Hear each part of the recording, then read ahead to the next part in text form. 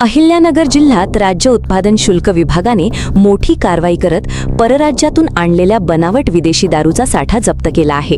या कारवाईत 3 आरोपींना अटक करण्यात आली असून तब्बल 5,38,520 रुपयांचा मुद्देमाल जप्त करण्यात आला आहे। 23 जुलै 2026 रोजी राज्य उत्पादन शुल्क विभागाच्या भरारी पथक क्रमांक 2 श्रीरामपूर यांनी राजूर घोटी रोडवरील रंधा शिवार तालुका अकोले येथेही धडक कारवाई केली। गुप्त माहितीच्या आधारे सापळा रचून पथकाने MH15 FF 6193 क्रमांकाच्या 4 चाकी वाहनाची तपासणी केली। तपासणी दरम्यान वाहनातून परराज्य निर्मित बनावट विदेशी दारूचे 12 बॉक्स आढळून आले। यावेळी दारूसह वाहन जप्त करण्यात आले। तसेच घटनास्थळी असलेल्या एका अल्टो कारसह 3 आरोपींना अटक करण्यात आली।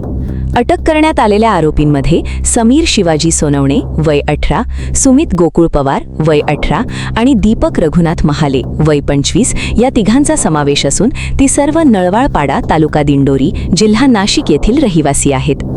या कारवाईत बनावट विदेशी दारू, 4 चाकी वाहने आणि इतर साहित्य असा एकूण 5,38,520 रुपयांचा मुद्देमाल जप्त करण्यात आला आहे।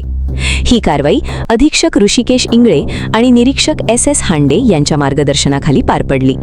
कारवाईमध्ये दुय्यम निरीक्षक SC मांडवेकर, PR गायकवाड तसेच जवान VM Patole, SA बटोळे, OB Palve आणि UD काळे यांनी सक्रिय सहभाग घेतला। या प्रकरणाचा पुढील तपास दुय्यम निरीक्षक SC मांडवेकर हे करत आहेत।